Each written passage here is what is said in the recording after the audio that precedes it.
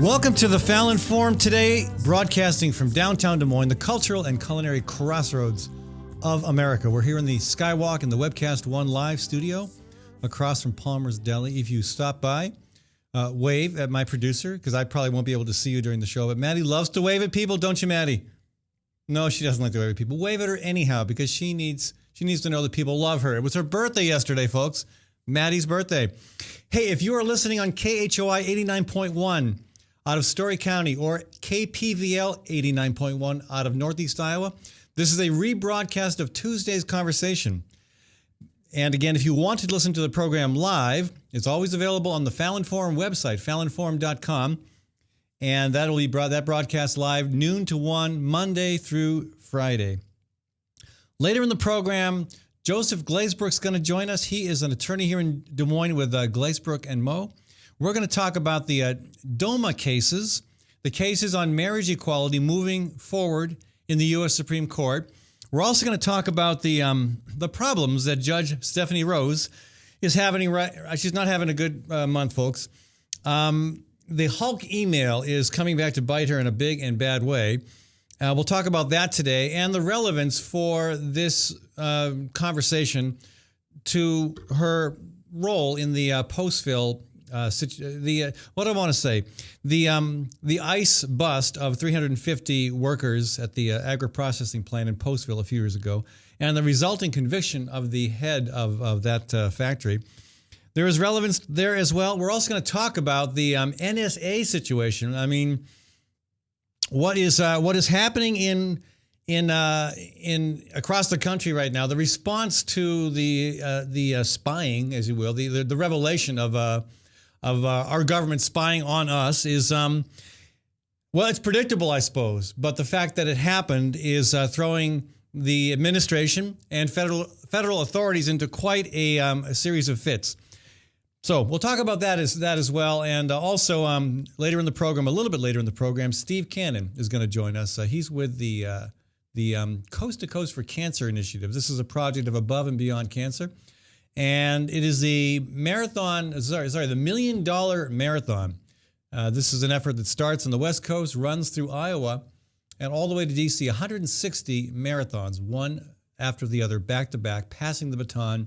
Raising money for cancer research. So we'll talk with Steve about that later in the program. If you ever want to call and join the conversation for any reason whatsoever, providing it's intelligent and you don't call me really nasty names. I mean, if you're frank, you can get away with more than most people. The number to call is 244-0077, 244-0077. The toll-free number, 855-244-0077. And the email address, if I can get my computer functioning properly again, is fallonforum@gmail.com. I want to say one thing in passing before we launch into some other topics. I notice little things, and maybe there's actually some little things that just totally go right by me. I say that remembering that in college one day, I finally scored my own private dorm room. I was in a double room, and that was okay while it lasted until people decided to make it the party headquarters, even though they knew I liked to go to bed a little earlier than most college students, quite a bit earlier. So I had a private room in college there for a while, and I like to think I'm a pretty observant person, but for some reason I failed to notice that my friends had hung up a large Playboy centerfold in my room. Didn't even notice it. Went to bed, slept, got up, went out the next day. People are laughing, and I'm thinking, why are they laughing? And I just never even noticed it. So sometimes I can be extremely unobservant. I don't know what that means, that I didn't notice a centerfold on my wall. But I notice every day when I come to work here at the Webcast One studio, I notice a middle-aged woman, heavy set, always at the same. I mean, I'm always coming through here on my bike, through downtown on my bike at the same time, and she's always sitting in the same out-of-the-way place on a curb, smoking a cigarette, and looking at her phone. And she never. I mean, I have to pass very close to her to make the corner. She never looks up. She never acknowledges me. She never seems to acknowledge anyone else. She's there every day, sitting on the curb, smoking her cigarette and looking at her phone. And I don't really know. I don't know her story. So when you see somebody every single day and you get the same reaction, the same exact thing going on, at least from my point of view, who knows? Maybe she's got something different going on her phone every day. Maybe she's checking out different cigarettes every day. I don't know.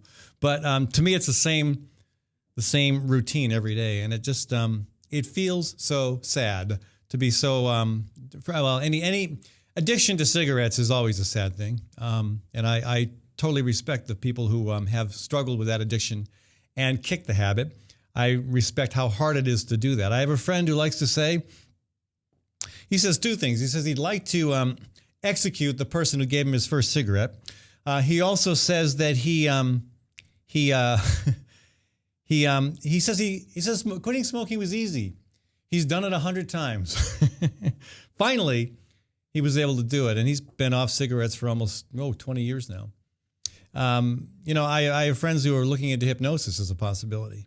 My point is, I see this sad-looking, middle-aged, overweight woman sitting in the gutter. Really, she's working at a nearby building. This is clearly a smoking break. She's not homeless. She's working somewhere, but she comes out, and there she is sitting there. And I wonder about her story. Maybe someday I will ask, but she seems so in her own world, it almost feels inappropriate to say hello. Actually, I have said hello before, and I never got any response. So it would have to be a more aggressive hello if I wanted the conversation to go any further. Maddie, I do not have the call screen up, so you're going to have to help me out here. Do we have a caller? We do not. Frank is just listening. Is it Frank, or is it somebody I actually want to hear from? It's Frank. He's just listening. He's listening. Because Frank won't get a computer. Because Frank won't get a computer. Well, Frank, some days I think you may be right on that, because this computer thing is not working well for me today. Anyway, Frank, you enjoy the conversation. If you have something to say, we might include you later on. All right. There are lots of things to talk about, and I want to. I'm chomping at the bit to dig into this situation with Edward Snowden. The question now being asked roundabout: is he a hero or a villain for blowing the whistle on our administration's security approach to homeland security, to monitoring our phone calls, to monitoring our internet? Is he a hero or is he a traitor? This is the USA Today feature piece asking that question, and it's a really good one. I want to talk about that more. I might actually save that conversation for when Joseph joins us, because I'm very much intrigued by his legal take on it. The other thing that I think is warrants discussion is this problem with the Chinese corporation that wants to buy Smithfield, that probably will get away with buying Smithfield unless they are stopped by an obscure federal agency. Not an agency; it's more of a board. It's a group of heads of departments that have something to say about whether or not these kinds of purchases are in the national interest, whether they represent any kind of a security problem. And I think that's a really good question. I mean, I have a lot of questions, a lot of concerns about this. I have concerns about further vertical integration of agriculture. And in that department, me and Chuck Grassley are on the same page. Grassley shares the same concern about whether or not, this level of domination of one industry, the pork industry, by one company is healthy. I'm glad he's asking that question. So anyway, where it goes from here.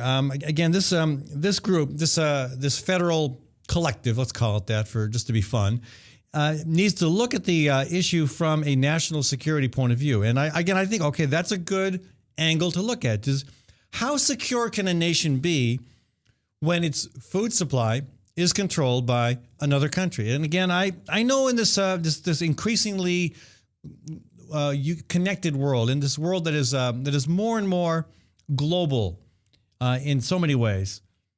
You know, I know that you can't. Isolationism does not work.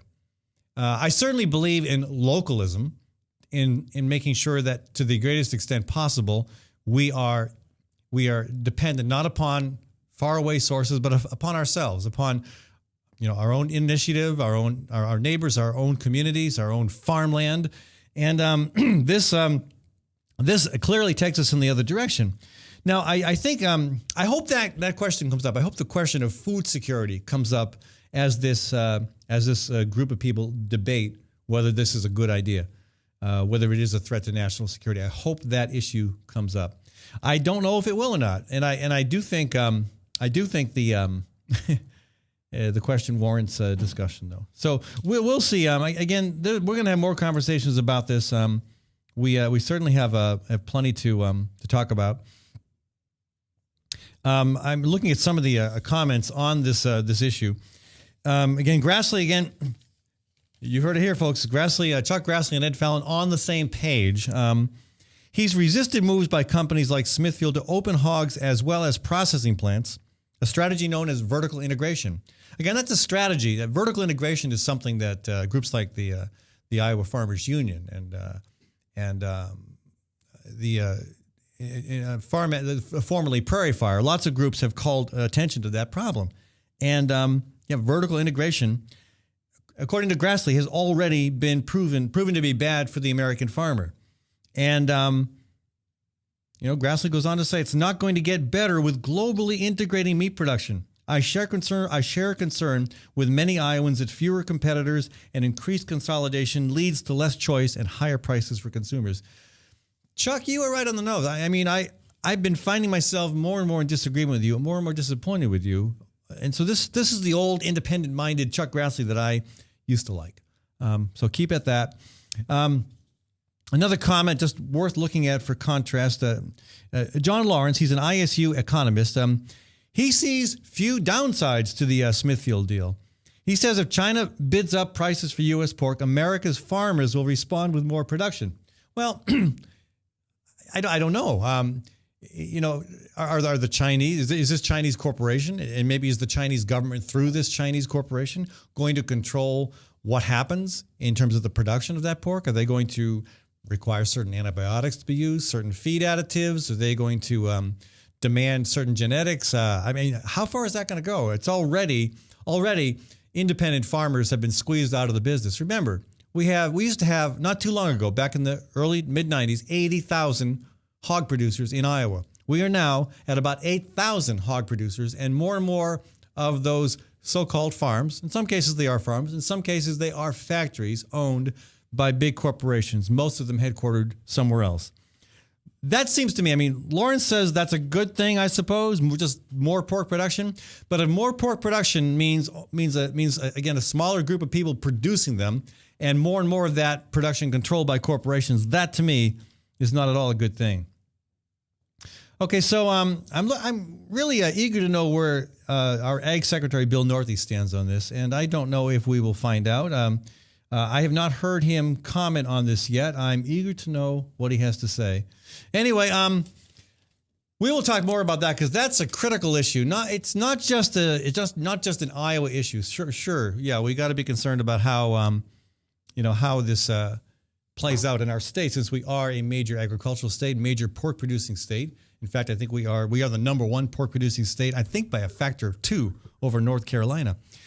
But it's a global issue. It's a national issue as well, and it is a global issue. Again, I come back to that expression that I think is so important. Think globally, act locally. Think about your neighbors across the world, but achieve your subsistence, your dependence on your neighbors close to home, the folks that you can see, feel, touch, interact with, who rely on you as much as you rely on them. That's, to me, the think globally, act locally mantra.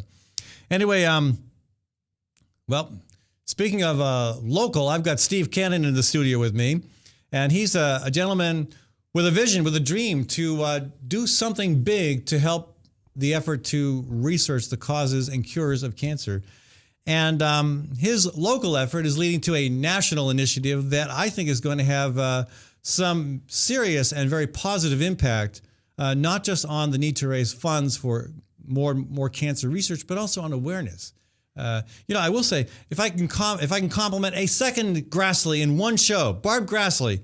Never seen Barb Grassley with an opinion piece in the Register before.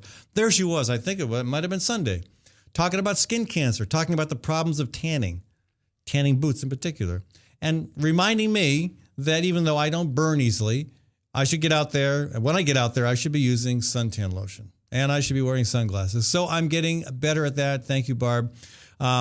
Again, part of the problem is awareness, and that's what I think this $1 million marathon will do as much as it will raise money. It will raise awareness.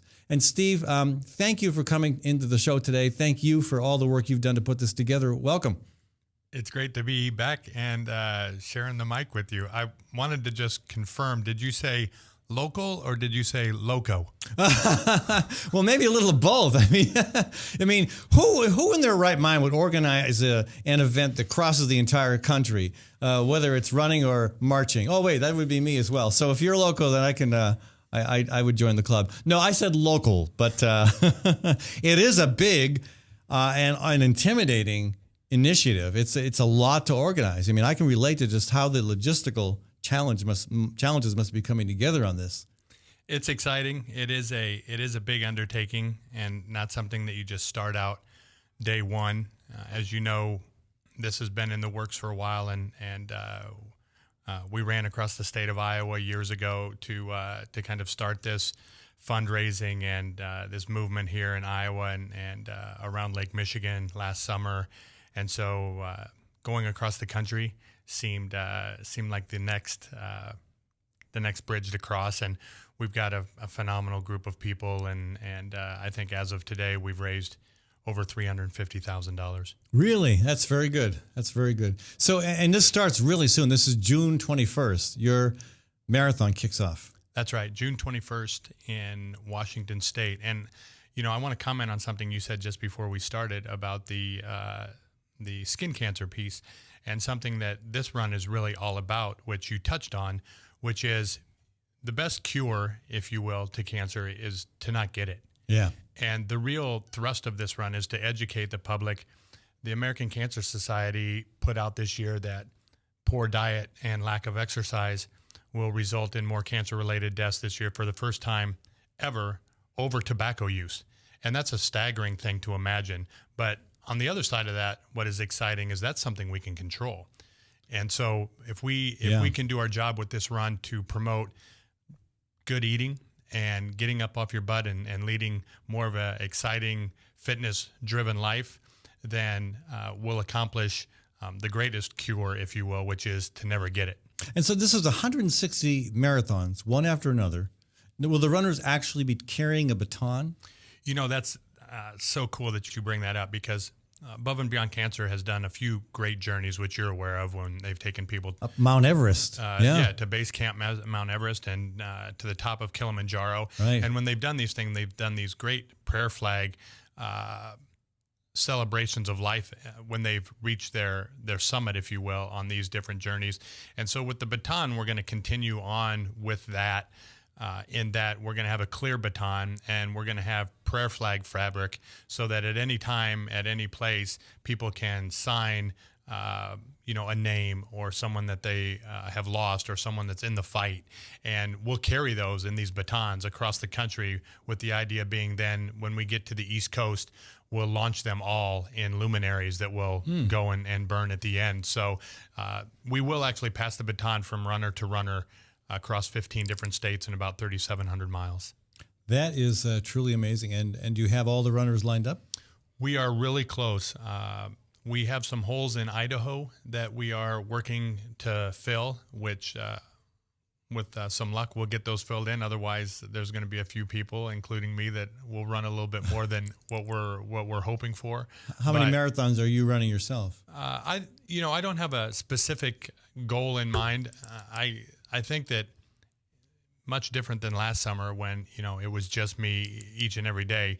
This is going to be more of just a there'll be times you'll just be motivated to run. You'll want to run with people that are out there during the day and run, at the base of Mount Rainier and some of these beautiful places that I've never been. So I'm hopeful that, it'll just be 5 miles here, 10 miles there, those kind of things, just to enjoy the beautiful scenery and to really spend time and celebrate these amazing people. I mean, many of these people 4 or 5 months ago had never run even a mile. And have trained themselves now to the point. That is impressive. Yeah, wow. Very impressive. So there's some incredible stories, and so the run is all about them.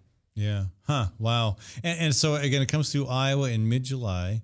It does. And you have a fairly prominent event planned here in Des Moines, I believe. Yeah, we do. The last couple of weeks have seen some great strides in that area. No pun intended. Nice pun. Right. And the governor and the lieutenant governor have gotten behind the event now. Good. Because it fits right in with the Healthiest State Initiative. I wonder if I can get them to endorse the Great March for Climate Action. I wouldn't know why not. Well, I can think of several reasons why it might not happen. But so it's a more controversial issue, even though it probably shouldn't be. Yeah, understood. And so July 16th, we'll run into Des Moines.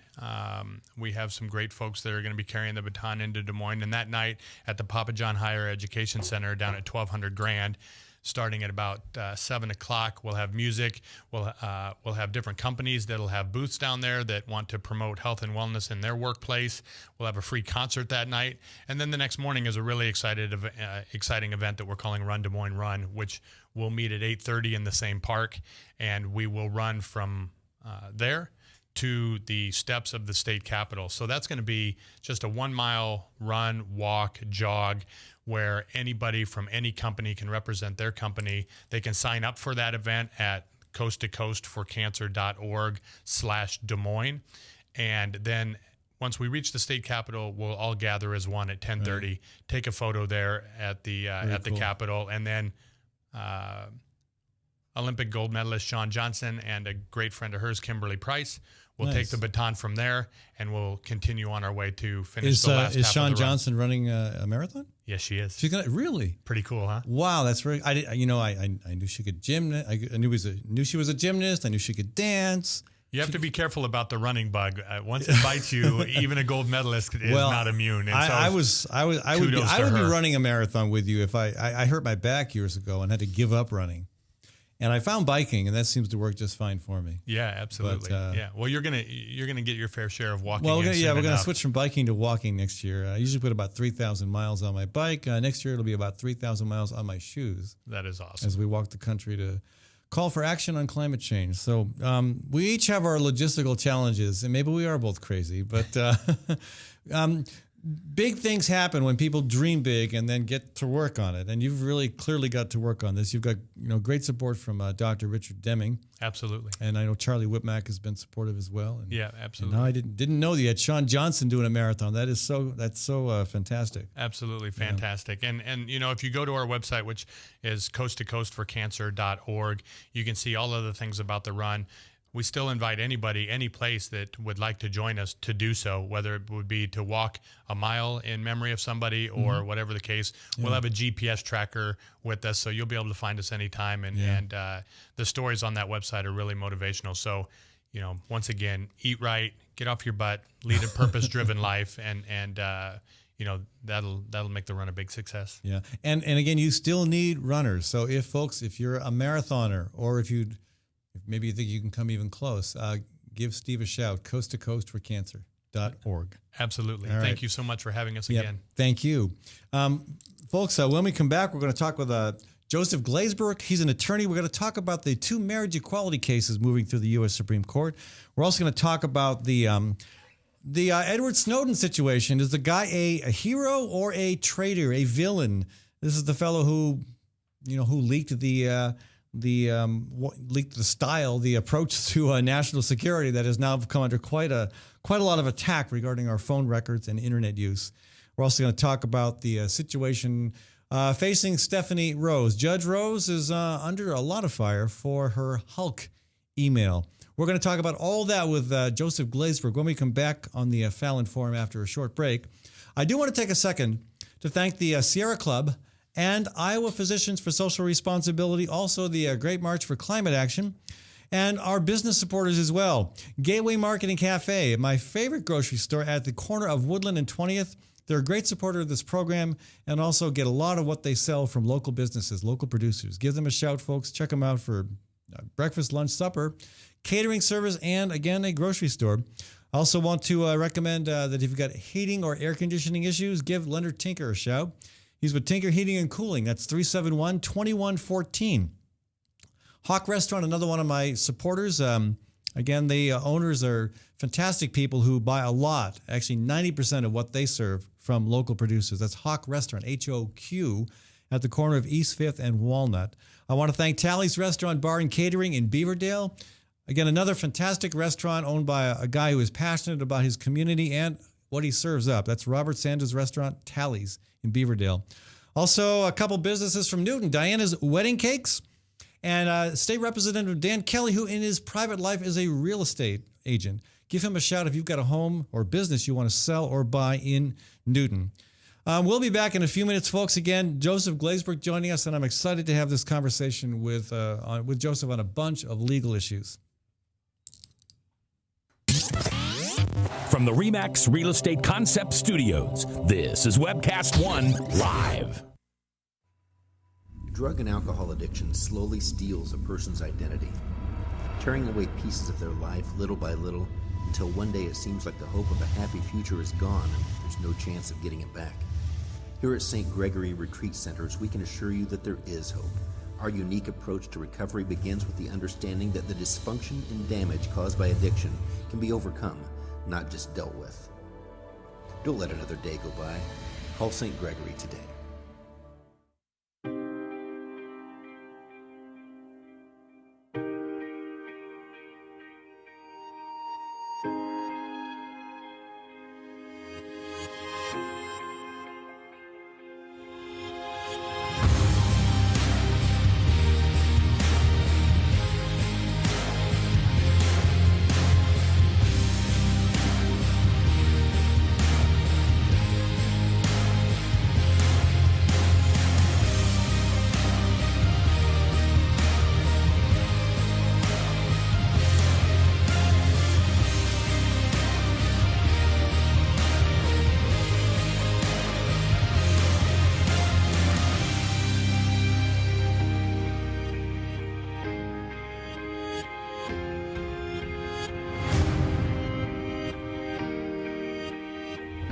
The dawn of a new era begins.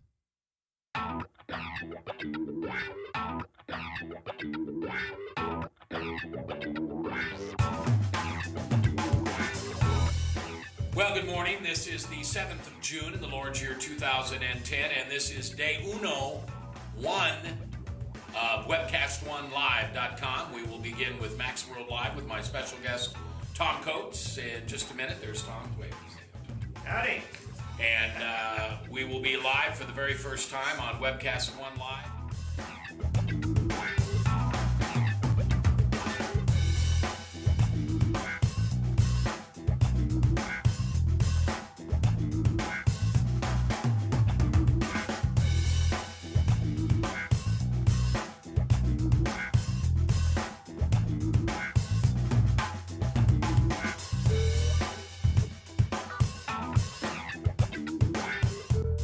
Someday we're going to look back on this and say, gosh, remember that old day in history? Wonder where Walter Cronkite was. He must have been around hanging there too. But actually, it's the beginning of Webcast One Live. And thank you for listening. Thanks, Rob Spearman, and everybody who's put together this project together. And we're ready to go live now. So thanks for listening to MaxWorldLive.com.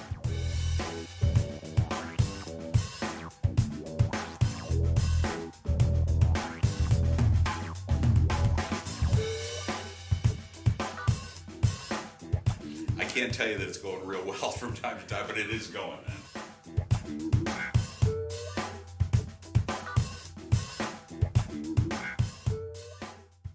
I'm Brian Leach, owner and general manager of Service Legends. I brought along a couple of the home comfort heroes. Hi, I'm Tammy Wells. I am Nick Wondershad. I'm administrative manager I am the senior technician from Service Legends. It seems like every good thing, when you feel it to the bone that it's good, there's a lot of hard work put behind it. I don't think that you can fake it. and have it turn out good. You know, if we seem like, okay, that's just weird, it's just a furnace, why would you believe so deeply in a furnace? It's not just that, you know, we want to show the world that you can have good service. Yeah, I mean, it's got to be, it's your home. You know, it's built into our daily trainings, it's built into our culture, that we're gonna do whatever it takes to have each client say they love us, period. That's why we spend all the hours in the training that we do. And if we guarantee it's going to be a good experience for you, or else it's free, what type of work do you think we're going to do? There is a guarantee. Temperature selection guarantee, fixed right or it's free guarantee, comfort guarantee, best value guarantee. All of these guarantees hold us accountable to ensuring that we exceed your expectations. And if for whatever reason we'd fail and we can't make it right, we guarantee all of those guarantees with a 100% money back guarantee. I mean, if you don't think that your technician can fix it right, are you gonna say that to a client?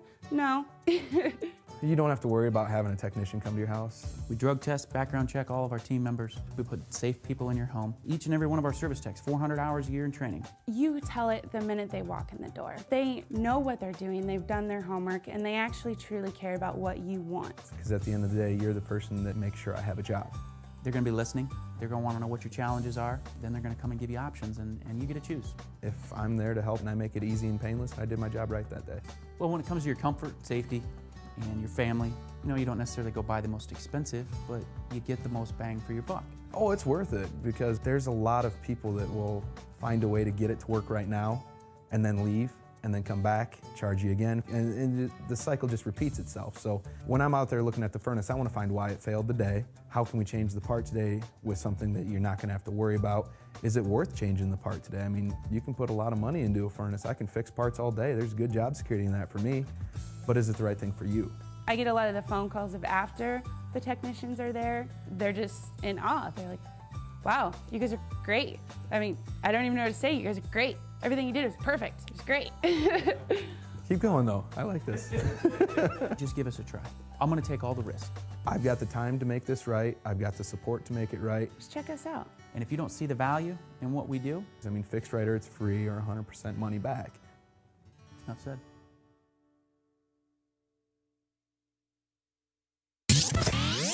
From the RE/MAX Real Estate Concept Studios, this is Webcast One Live.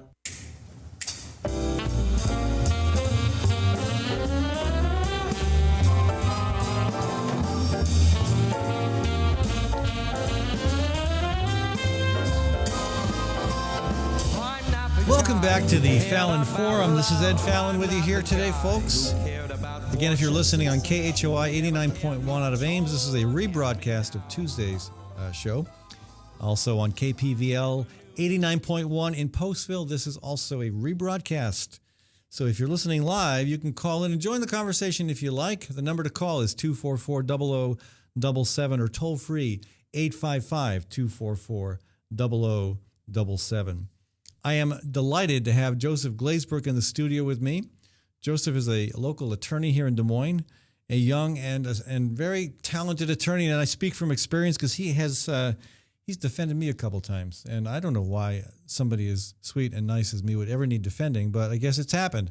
And both times it turned out pretty well. And again, I've been very impressed with his work, and very delighted to have him on the show to talk about a whole range of topics. We're going to go for the next half hour talking about some federal cases, not just the DOMA and marriage equality cases, but we're going to switch to look at some other cases at the federal level.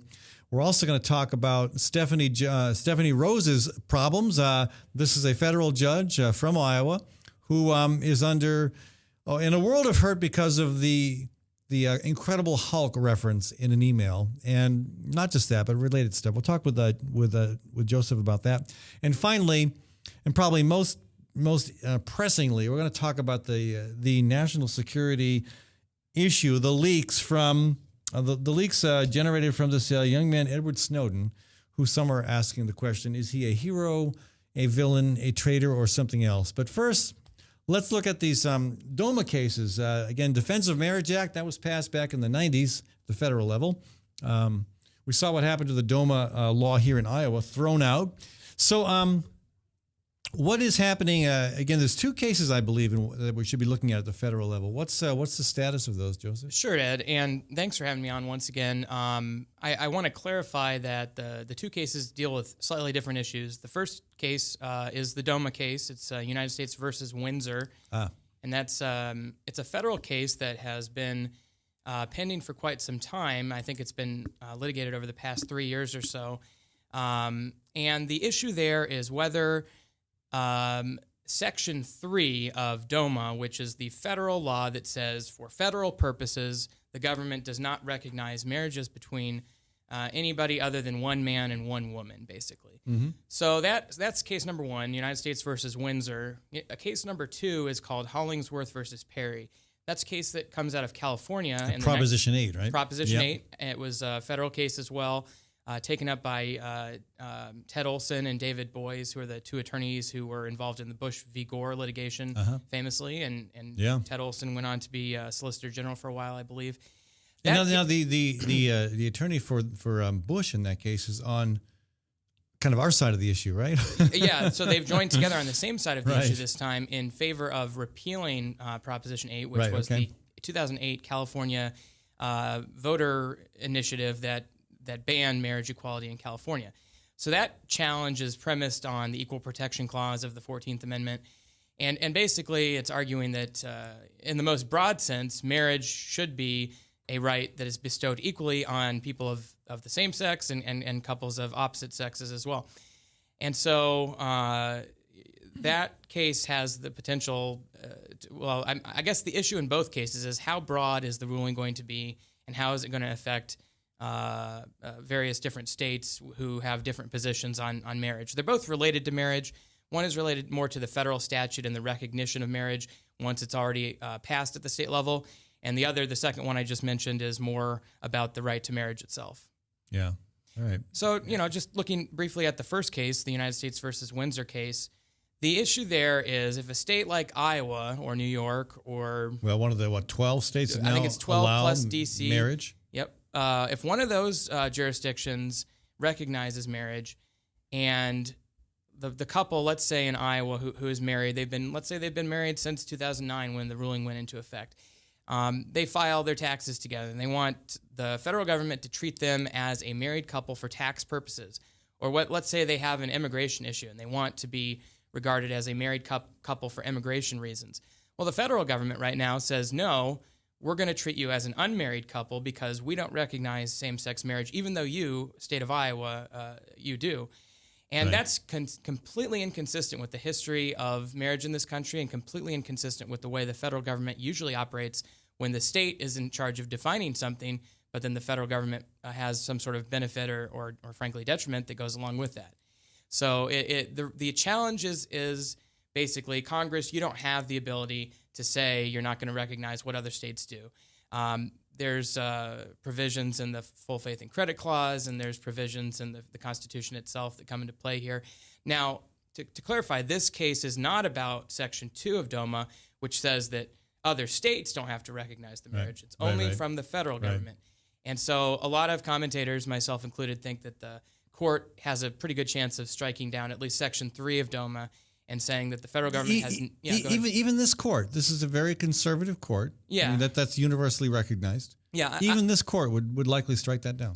Well, the thinking on this issue anyway is we've got Ruth Bader Ginsburg, Stephen Breyer, and Elena Kagan and Sonia Sotomayor, who are all Democratic appointments to the court and who have all, in some sense, one way or the other, a lot of people think they're going to be in favor of striking down DOMA. That makes sense. And then you've got Justices Scalia, Thomas, Alito, and Chief Justice Roberts on the other side, who a lot of people assume will probably favor restrictions on marriage equality as they are.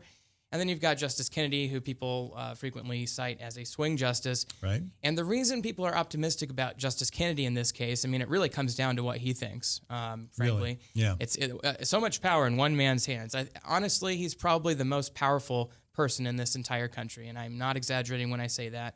And he has the power in his hands to strike down this statute that Congress passed in 1996 and was signed by Bill Clinton. And a lot of people think that his position on this issue will follow his previous two cases, both of which he authored on the topic of gay rights. And those cases were Romer versus Evans and Lawrence versus Texas. Romer versus Evans struck down a Colorado constitutional amendment that prohibited gay and lesbian individuals from running for elected office and for trying to start non-discrimination laws in Colorado. It was very restrictive, and Kennedy struck that down in pretty sweeping language.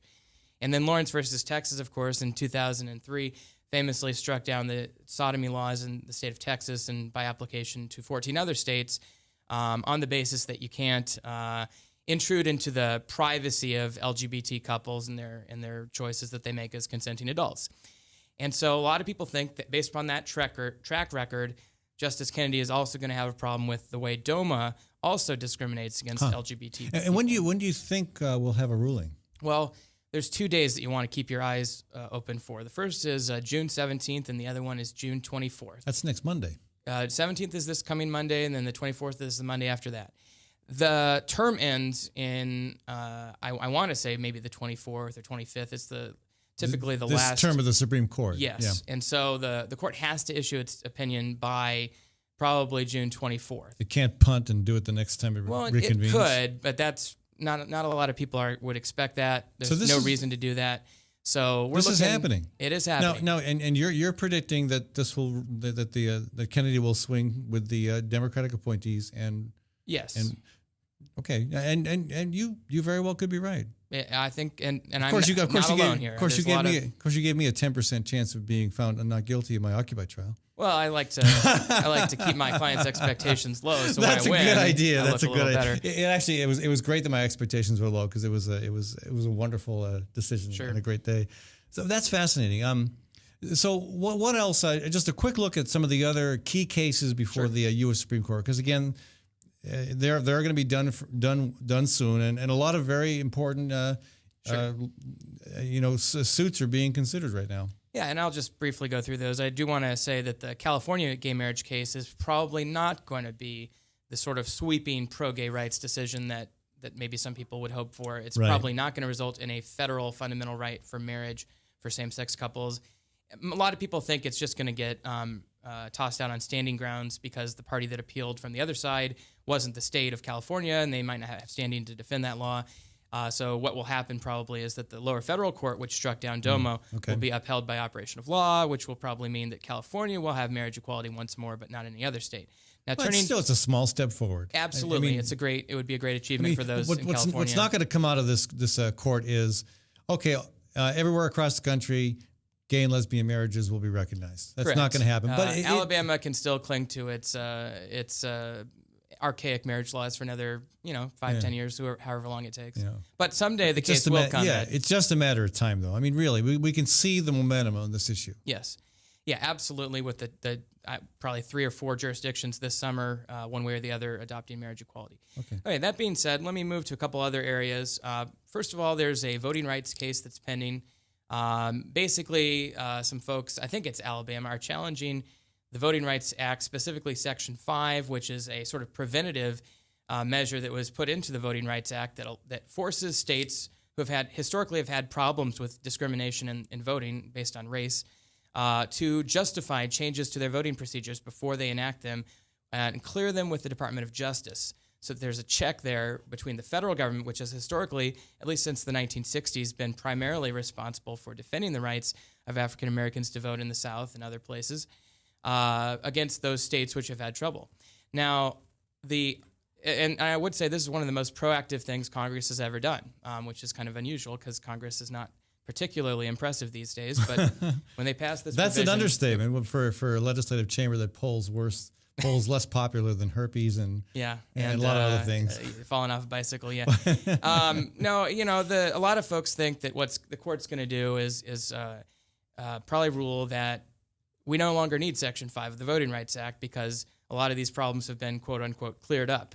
There's no longer a reason to force those states to justify changes in their voting laws with the Supreme Court, with the Department of Justice. And a lot of people think that law is going to get struck down. So there'll be a lot of commentary around that if and when it happens. And it's going to be a sad day for voting rights in this country. Yeah. And maybe I'll come back and talk about the aftermath at some point, but keep your eye open for that.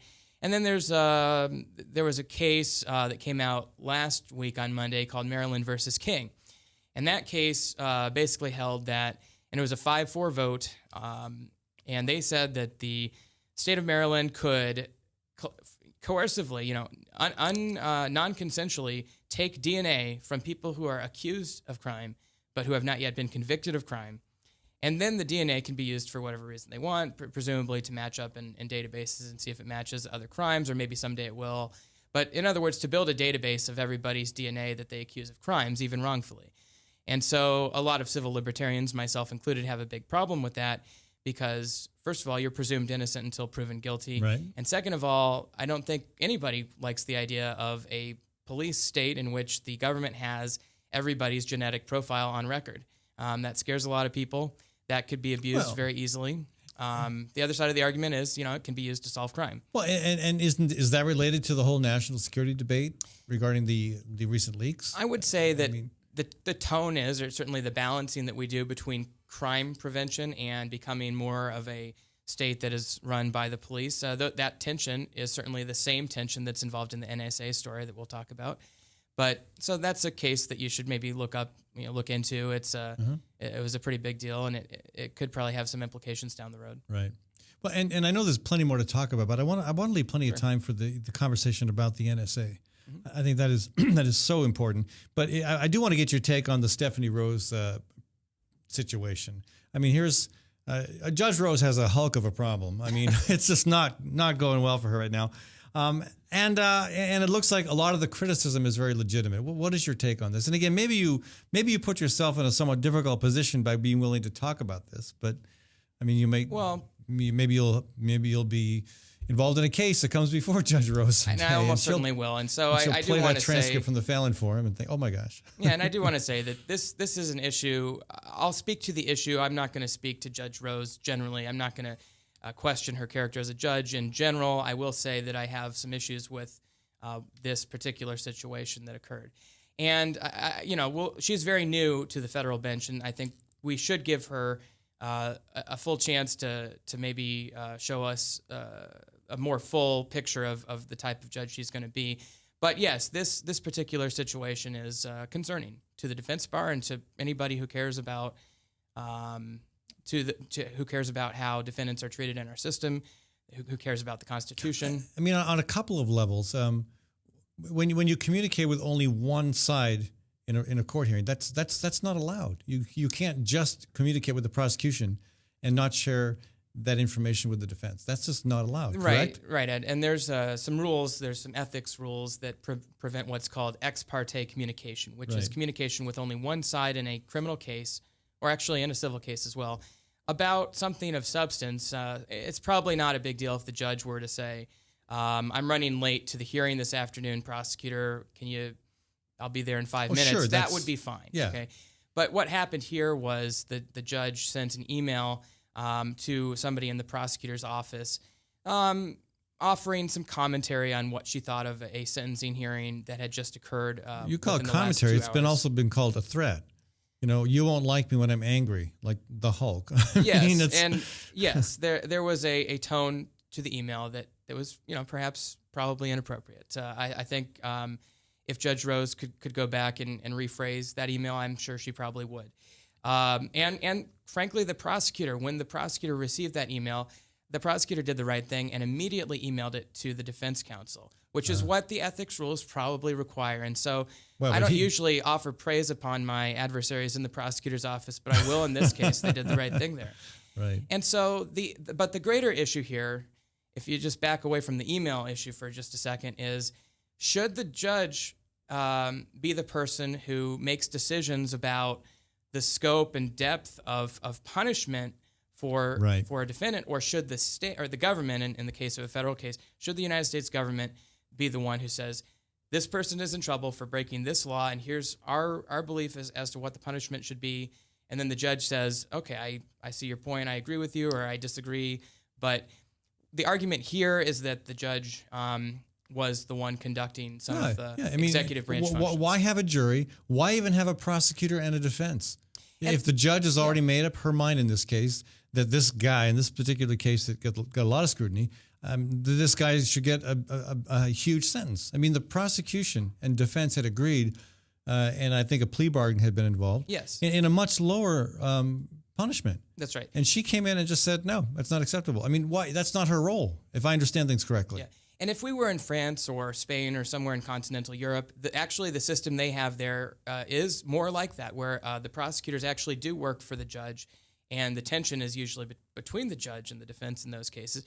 In our system, our common law system, which we inherit from England, the judges have acted as you know, I don't mean to simplify things too much, but as sort of an umpire between two teams on the baseball field. And they're not... I like baseball metaphors. Sure. And there was some criticism for Chief Justice Roberts using the umpire metaphor, but I think it works here. Judges shouldn't take a side in the baseball game. They shouldn't say, well, I don't think the Yankees are putting enough emphasis on offense this game, so I'm going to go in there and tell them how to do their offense or whatever. The judge should act as and I'm clearly not a sports aficionado for the most part, so I apologize for a weird reference there, but No, anytime you reference the Yankees unfavorably, that's fine with me. Okay. So, well, yeah, your Irish roots probably. Anyway, so the judge shouldn't be acting as somebody who actively goes out and tries to increase punishment. Certainly judges do have a lot of discretion in sentencing, and they should, but they shouldn't be the one who calls witnesses, for example, to the stand for the purpose of enhancing a sentence, and especially when they do so against a plea bargain that had been negotiated in good faith between the defense and the prosecution. Ironically, the prosecution refused to put on this evidence to enhance the sentence pursuant to the plea bargain. The judge went out and found a police officer in Boone to basically say what she wanted to be said in order to be able to give this guy the biggest sentence possible. Right. That seems like that's so inappropriate on so many levels. I mean, and you're saying, you know, she's young, she's new, let's give her a chance. You know, I'm always into giving people second chances, whether they're prisoners or judges. But with that kind of a foundational, you know, approach to the judicial process, is there really any hope that she's going to turn over a new leaf? It'd be a big change. Well, and let's keep in mind where she comes from. She was a individual with the United States Attorney's Office from the Northern District of Iowa, a prosecutor herself, immediately before taking her position as a judge. And so a lot of commentators, and myself included, feel that she probably has more of a mindset that's consistent with punishment, with a prosecutor mindset, which is understandable. And many federal judges, of course, come out of prosecutors' offices, and a lot of folks think that the bench is full of prosecutors, and there's problems with that. And so I do think there's hope, Ed. I do think that Judge Rose has the potential to maybe see things differently over the course of time. But the truth is, she is a federal judge. The Constitution entitles her to a lifetime position for the purpose of ensuring independence as a judge, and the hope is that would be a good thing over time. I don't think any sort of talk of removing her, anything like that, is appropriate at this point. It's one case, and we'll see what she does in the future. I think it might have been more than one case, but one that was most prominent. But, and there may be more. I don't know the details. And one more question about her before we move on to the NSA concerns. Sure. She was the prosecutor in the now famous case in Postville regarding agro-processors. Yeah, I think she was with the office, and I'm sure there were multiple people involved in the prosecution. But yes, she probably was. Lots of criticism on that case on two counts. One is the folks who believe that Shalom Rubashkin, the head of agro-processors, was sentenced to an unnecessarily long. Basically, he's got life in prison. He's in his 50s. You get 25 years. You're in prison till you die, pretty much. So people were concerned about that. I was more concerned about the treatment of the immigrant workers themselves, who were chained, herded onto buses, and then herded into the cattle congress in Waterloo. Yeah. And then the way they were processed and moved through the system very quickly without any real respect of due process. That bothered me. But I don't know to what extent she was involved with any of that. You know, honestly, Ed, I don't know whether she made any of the decisions about how to handle that case. She was with the office at the time, but she may not have. You know, at the time it was the Bush administration, that Department of Justice that probably made the decision to proceed as they did. They arrested 350 people, which is more than 10% of the town of Postville. Yeah, it devastated the town of Postville. Apart. Yeah, I mean, not just the immigrant community in Postville, it devastated the entire town. Yes. They've recovered, as far as I know.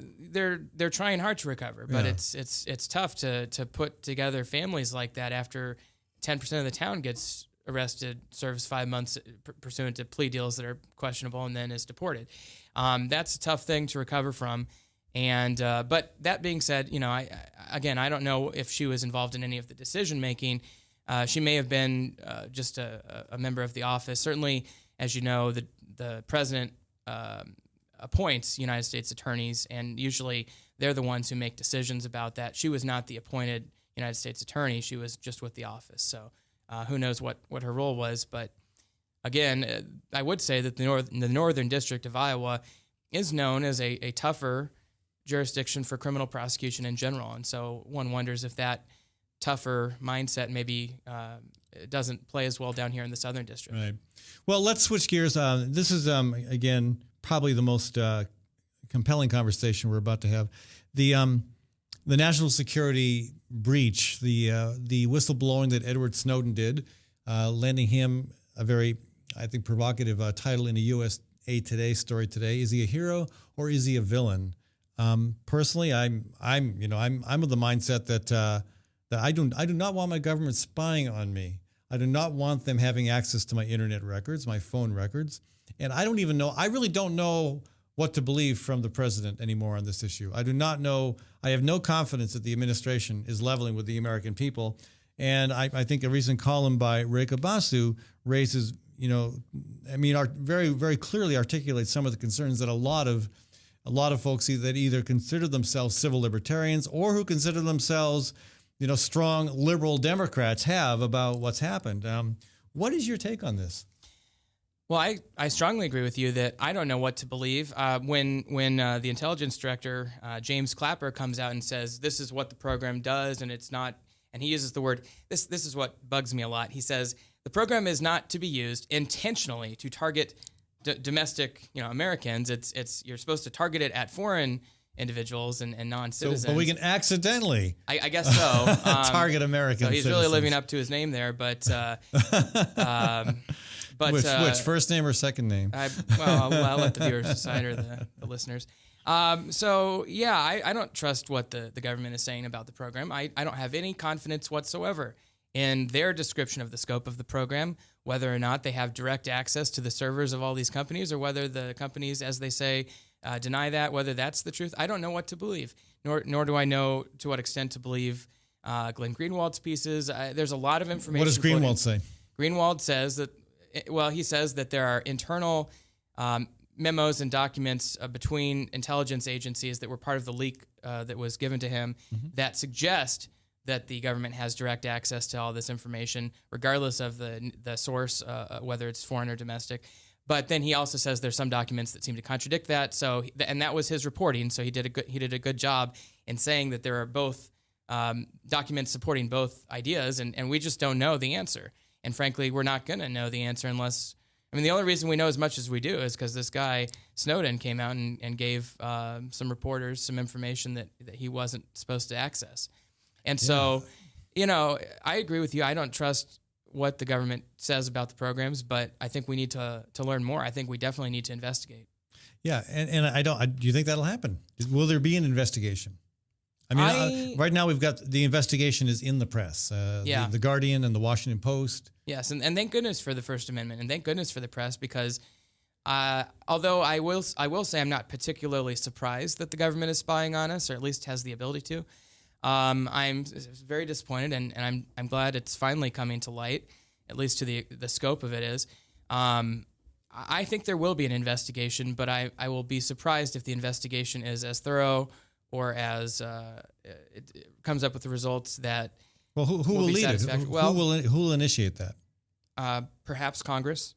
Senator Udall, Senator Wyden have been outspoken. Senator Rand Paul, for that matter, on the Republican side, has been outspoken, and some folks in the House as well. So there's some potential there. The only problem, of course, is that America does not trust Congress right now, probably because they keep doing crazy things like inventing fake scandals like the Benghazi scandal, which creates kind of a boy who cried wolf situation about things like this, which are probably real scandals or real stories. Well, there's distrust of Congress from both sides of the political fence. Yeah, absolutely. And so Congress might do some investigating. Certainly, there might be some more journalistic investigations. It's possible the executive branch will do something, but I'd be surprised. But we whatever happens, we do need to know more about this program. It's called PRISM. This program Right. that the government was using to access electronic information of all sorts, emails, phone calls, things like that. And supposedly, again, the targets were supposed to be foreign sources, but I'm suspicious when the Director of National Intelligence uses the phrase, quote, PRISM cannot be used to intentionally target any Americans or anyone in the United States, unquote. Well, and haven't they changed their tune quite a bit since the whole thing started? I mean, look at what, Reka Basu was reminding us that the president said, and she says famously decried, quote, the false choice between our security and our ideals. We can and we must and we will protect both. Obama exhorted Americans to be active participants in democracy, holding government accountable, and even said not too long ago, we uphold our fundamental principles and values not just because we choose to, but because we swear to.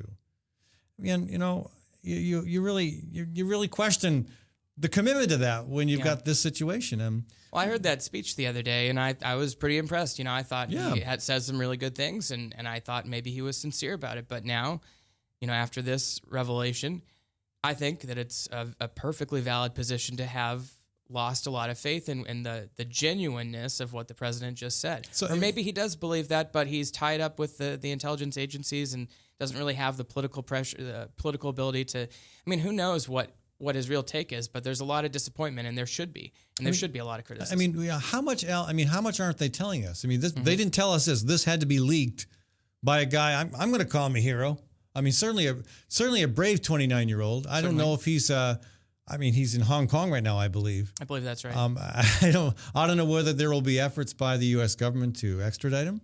I have no doubt that there will be the utmost. Let me put it this way: they'll put 20 times the energy into extraditing this guy as compared to the amount of energy they spent ensuring that American civil liberties are protected in the wake of this program. I mean, that's the priority. Look at the Bradley Manning situation. Sure. The priority of the United States government and he remains in prison. Is to prosecute people who are responsible for leaking rather than fixing the concerns that lead to the leaks. Right. And Bradley Manning is still in prison. He is. Yeah. And this guy would probably be in prison. Probably. Although, interestingly enough, the federal government declassified a lot of the information that was leaked immediately after it was leaked, probably because they had to, but that creates a lot of, that changes the dynamic of the prosecutions now because the damage that was done, as it were, maybe is not as high. Yeah. Well, I'm eager to talk more about this. This is a fascinating development, a very unfortunate development in terms of our sense of freedom and privacy. I'm curious to see where it goes. I think we are going to find out a lot more about this particular situation in the next few days and weeks. Joseph, thank you so much for joining us.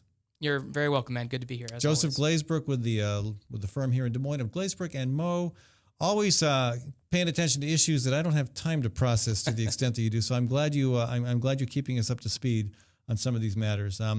Again, thank you for joining us. And folks, thank you again. If you're listening on KHOI or KPVL, you can always tune into the Fallon Forum live every Monday through Friday on the Fallon Forum website. That's fallonforum.com. That'd be from 12 noon to 1 o'clock every Monday through Friday. I also want to thank our sponsors. I want to thank the Iowa chapter of the Sierra Club, Iowa Physicians for Social Responsibility, the Great March for Climate Action, and the $1 Million Marathon. One other event, the Immigrant Entrepreneur Summit. This is a great event coming up in the fall at November 9th at Drake University. Great place to start and expand your business. I also want to thank our other local business supporters, the Fighting Burrito in Ames and in Des Moines. Also, the Story County Veterinary Clinic on Highway 30 between Ames and Nevada. Community CPA and Associates. Also, Sid's Catering. And lastly, Ritual Cafe. Please support the businesses that make this show possible. You can find out more about them on the Fallon Forum website. Again, fallonforum.com. Finally, I want to thank my producer, Maddie Arrington. Happy birthday, Maddie, again. Just turning 19 yesterday. So young, yet so talented. If I'd been that talented at that age, I'd be like her or maybe like Joseph. Anyway, also want to thank Webcast One Live for providing the studio for the show. Thank you, folks, for listening, and I'll be back tomorrow. From the RE/MAX Real Estate Concept Studios, this is Webcast One Live.